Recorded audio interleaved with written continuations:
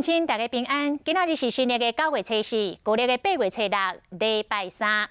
新闻的头一条来关心2020年的总统大选，国民党这边有风声，讲因的党主席吴敦义为着要甲郭台铭留落来，打算要用不分区立委的第一名，甲立法院长的大位来作为交外条件。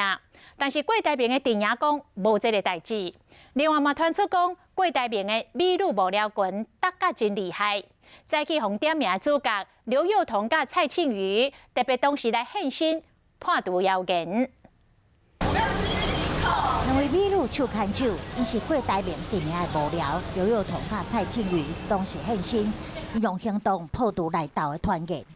那我们都怕小孩吵了，我们自己当然也就不会吵。是大家想太多了。其实我们真的每天要做的事情真的是很多，就是我们再讲一次，对，就是已经没有时间、没有精力在这个人事斗争方面了。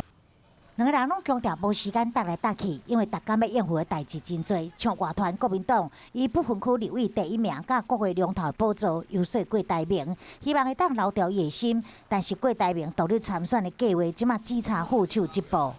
我们完全没有听说，而且也不想去听说。如果说我们要独立参选的话，一定在9月17号之前要给外界一个答案。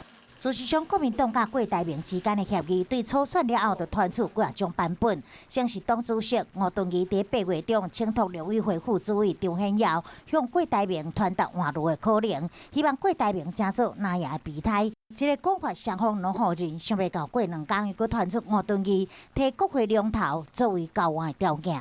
这个留言到底是哪一个团队传出来的？很多其实都是柯 P 那边传出来，伊个徛关刷看背小摊吼，啥物代志伊拢甲讲。国民党甲郭台铭之间的心结，每天拢有无同的剧本，到底要安怎化解，就等当事人的答案。